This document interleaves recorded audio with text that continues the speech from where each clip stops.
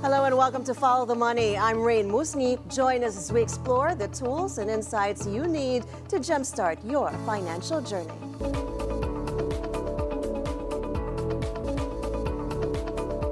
The year of the wood snake is poised to bring transformative energy to 2025, but how should we interpret its influence on business, relationships, and everyday life?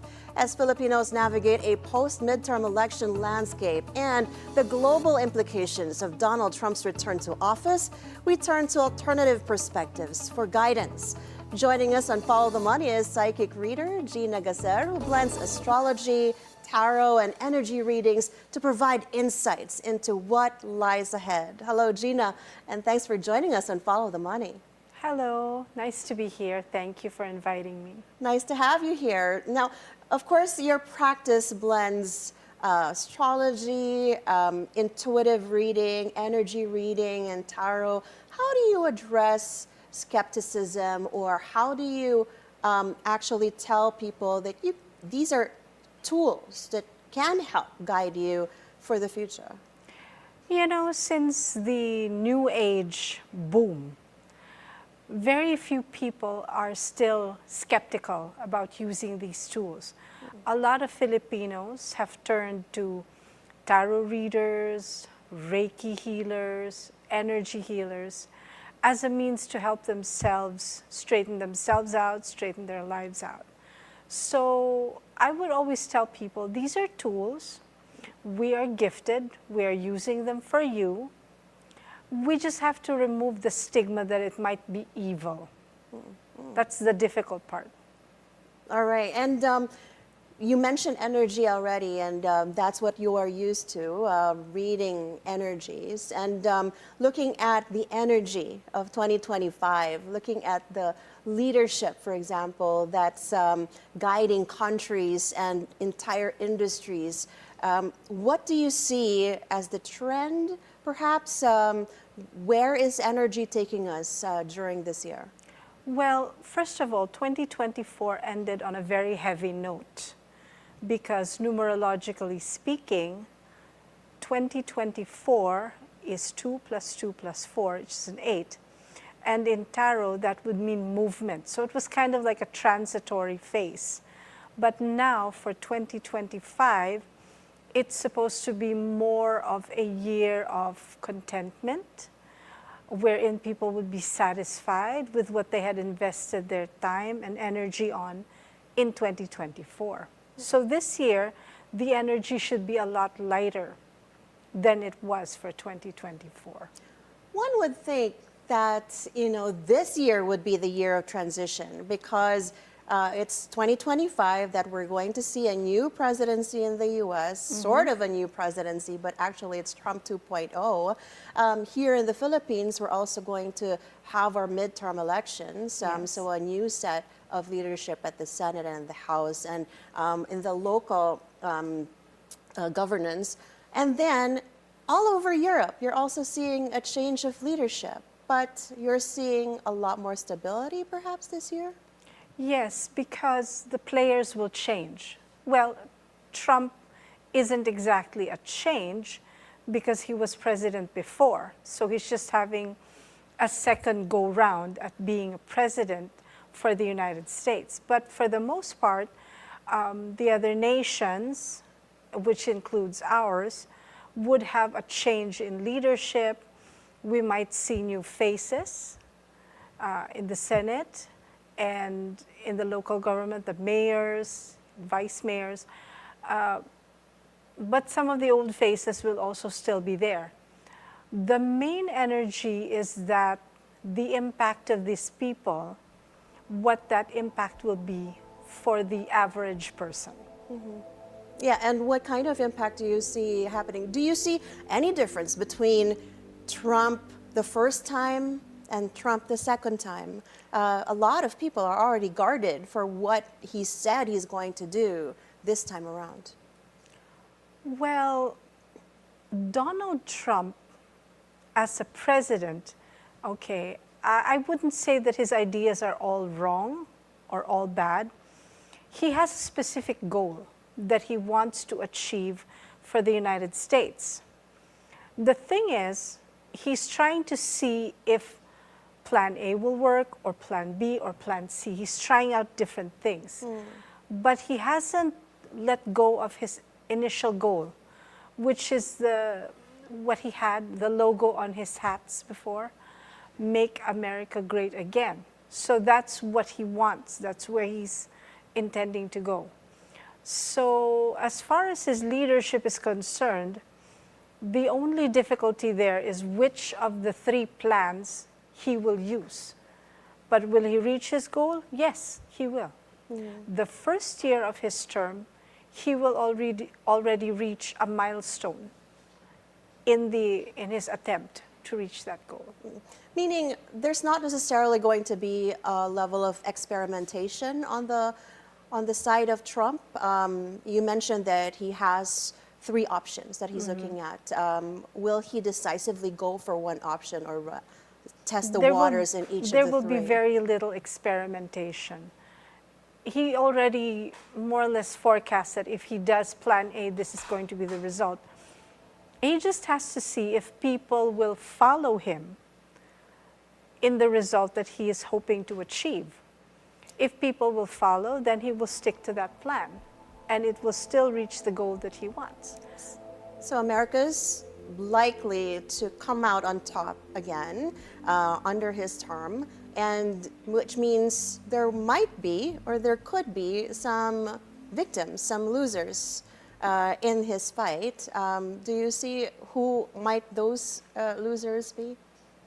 Well, I think one of the group of losers would be certain individuals who are in his country illegally.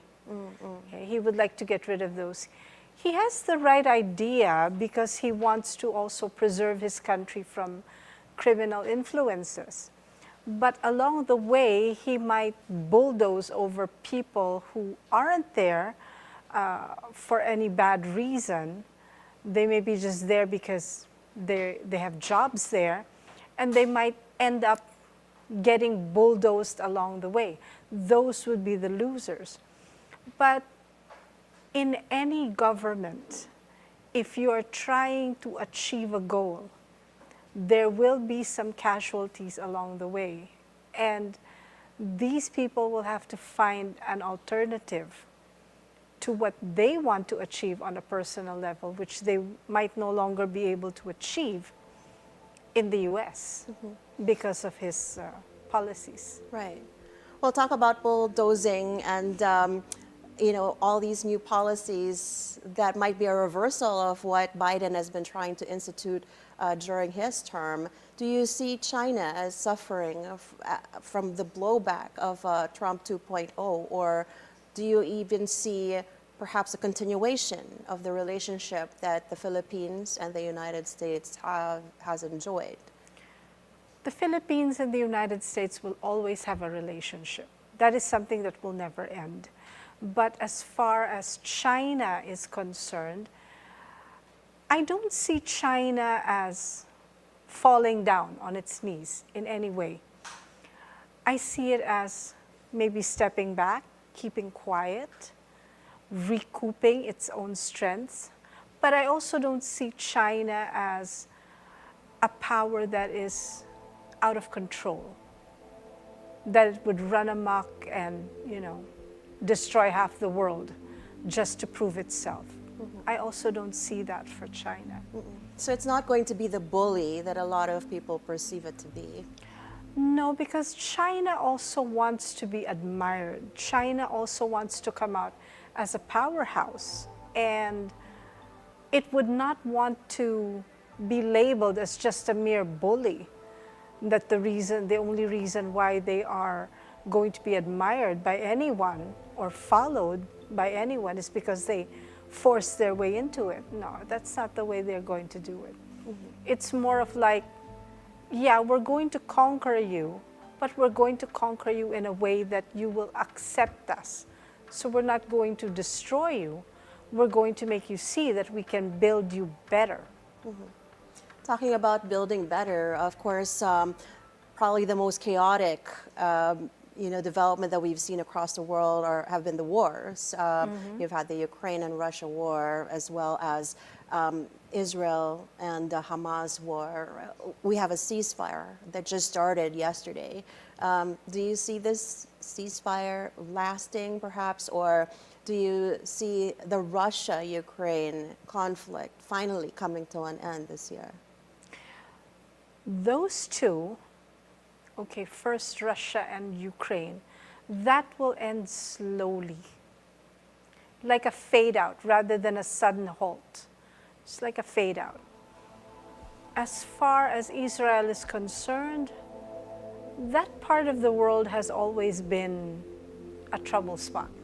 Okay, so it will stop and then it might restart again.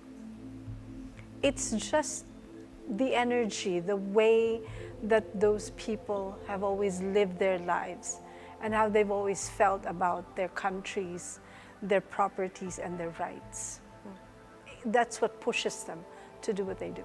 Right. Well, of course, the reason I ask is because perhaps the most significant disruption that we've seen from these wars has been on energy, but a different kind of energy. We're talking about commodities here, oil and gas, of course, the exchange of which has affected inflation all over the world. Yes. And people are just clamoring for some level of stability, some level of prosperity, of course, in the year of the wood snake. And again, the wood snake is supposed to bring some wisdom and transformation.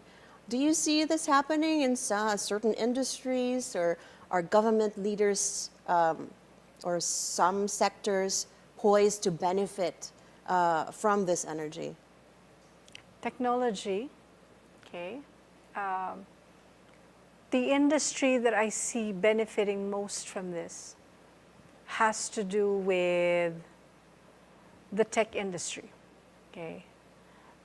The apps that we use, Facebook, Instagram, social media. I see it becoming stronger because people will lean on it more and more in order to reach out, and also as a means of maybe furthering their businesses through online sellings. So that's one of the trends that I see continuing and becoming stronger. Online selling, online services, more of the like. Yeah, that particular industry. All right, we're actually just heating up here. I think we're about to just dip into the more important things, but we'll have to do that after the break. Coming up, how the year of the wood snake could shape your personal relationships and professional growth in 2025. Stay on BNC and follow the money.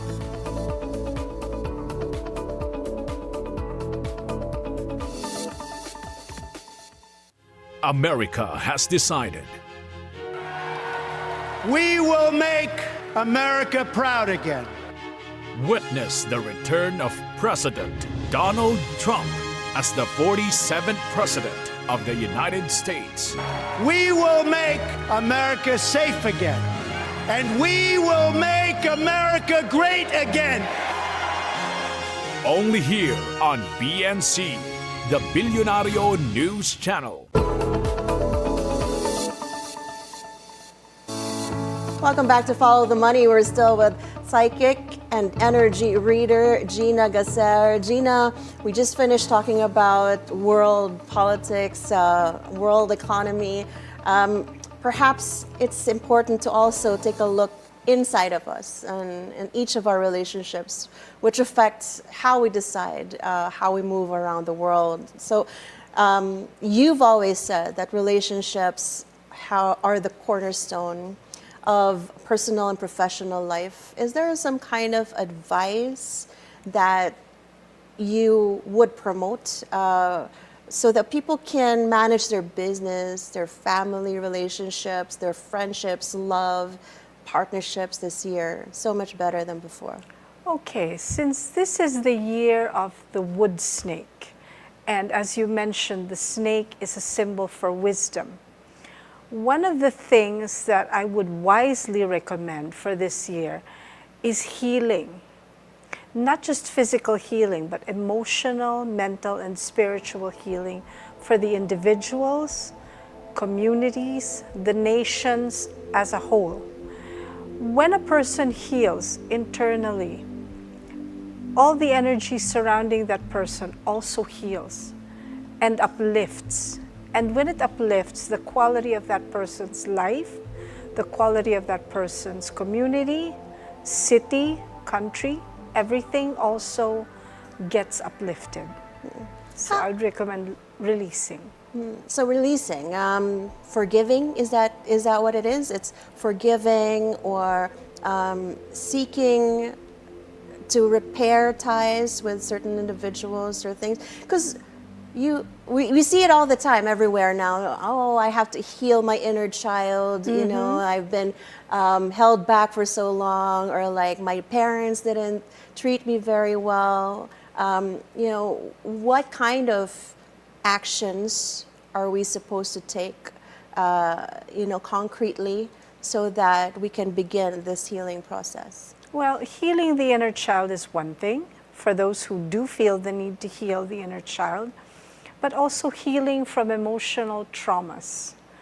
And we had a lot of that, especially during the pandemic. The pandemic actually was the catalyst for a lot of traumas to come to the surface.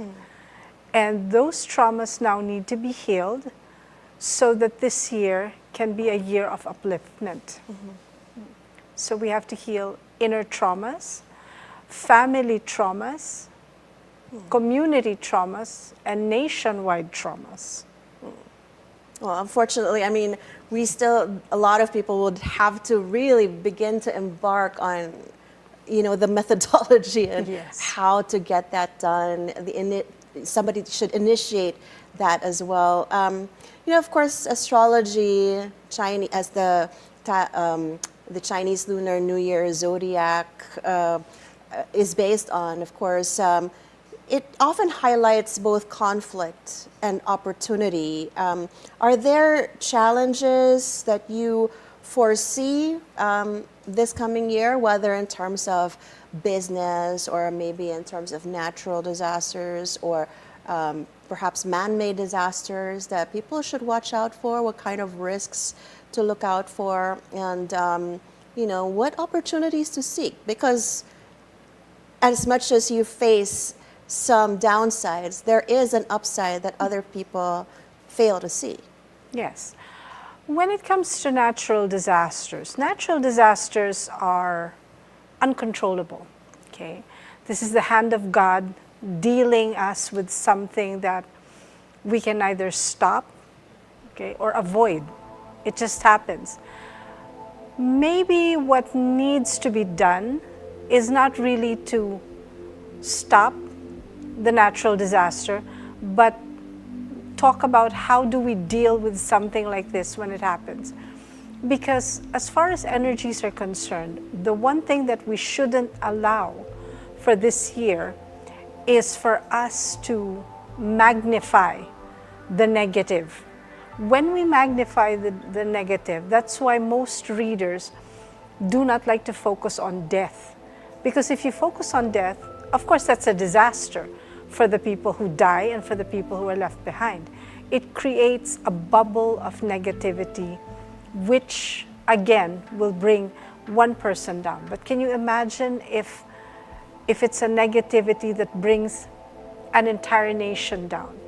Like, for instance, the fear of people about what Donald Trump is going to do. The more you think of your fear, the more it will manifest, and it will most likely happen. And when it does, it shouldn't surprise you. You were the one who called it in. Apart from healing, what would you like people to focus on? What would you like to see people do this year more than any other year? Learn to manifest positivity. It's not easy, especially if you are in a nation where you see problems left and right. The gas prices are up, the prices of commodities are up, and you know, you hear a taxi driver complaining that he only makes 700 pesos a day and it's not enough to feed 6 kids. And I remember telling this taxi driver, do not look on the negative side. You have $700. Some people have nothing. But if you always concentrate on the negative, it really will most likely happen. And it will happen very fast.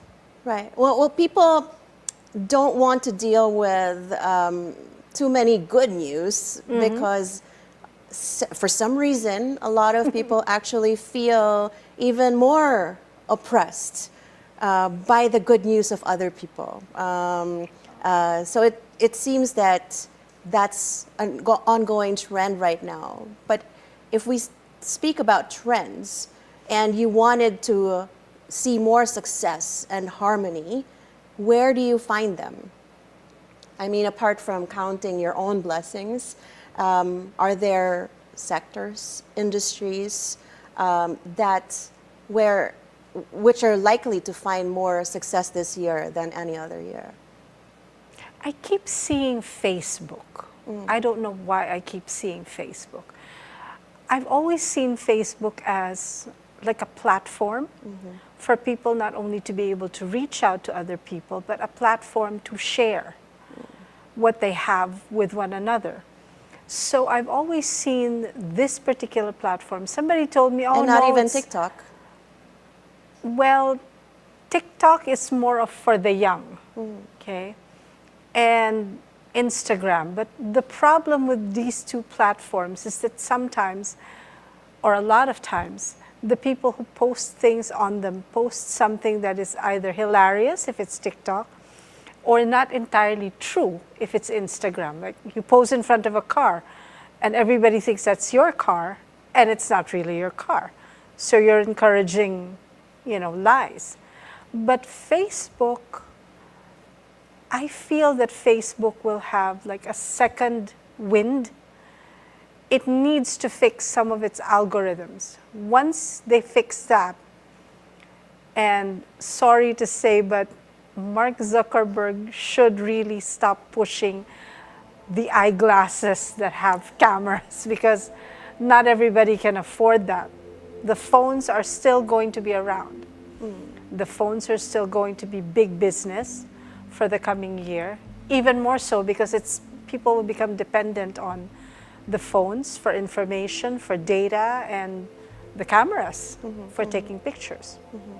Of course, these are vehicles for popularity as well. Yes. And among the most popular personalities probably here in the Philippines for this year would probably have to be the Centauriables, those running for a seat this year. Are there particular personalities that you see coming into power this year more than any other time? Are there people who are dropping out perhaps or losing their window to take that government leadership position? Okay, I'm not entirely familiar with everyone who is campaigning for seats in the Senate, but some names do stand out that are kind of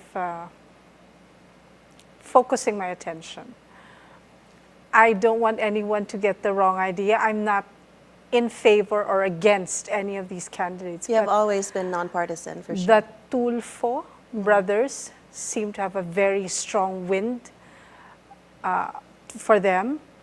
And then someone who would still be, he might win, but I am not entirely sure why, would be Escudero. Okay. For the presidentiables, still further down the line, yeah. Yeah, still further down the line, there are certain candidates who may have already missed their window of opportunity and who may no longer have the opportunity to win again. Okay. And they're female. I think we're going to have a male, not a female, for the next president. Do you see these leaders as using their position for the greater good? Do you see the Philippines benefiting from their leadership? And do you see the Philippines as progressing, at least starting to progress in a stronger manner this year than later? The Philippines is on its way up energetically. And the president that we have right now, that's the one that I feel is like a transition from the old to the new. Okay, so the next president should be the one who will carry the Philippines above the line. Okay. This one is kind of positioning us in front of the line, sort of like to say, okay, I'll get you this far, and then the next one will have to take you over it. Will help you cross it. That's how I see it. All right, we're down to our last minute. As we step into 2025, is there an inspiring message or perhaps, a meaningful, hopeful one that would be the Filipinos could use, especially those struggling with uncertainty? Okay. One message, an angel-channeled message that I would give to people. It's not that you are being asked to be overly optimistic, but you are also being reminded not to be overly pessimistic. There is always hope. You have to be able to see it in yourself, in your community, in your nation, in the world. The world leaders that you have right now are there because they are supposed to be there. They're supposed to push the world and you forward to a better, brighter future. Don't always be scared. Fear is the lowest energy on the block, and if you let it run rampant, it will destroy you. What's the highest energy on the block? Love and hope and generosity. Those are the highest. On that note, Gina Gacer, psychic and energy reader, thank you so much for sharing your insights on astrology, tarot, and how we can navigate the challenges and opportunities that the new year will bring us. Thank you so much for joining us today. Thank you for this opportunity. Grateful to you so much. And before we go, we leave you with this thought from the founder of modern management, Peter Drucker. The best way to predict the future is to create it. And that is it for today's edition of Follow the Money. I'm Raine Musñgi. Thank you so much for watching. Keep it here on BNC, the Bilyonaryo News Channel, always on top.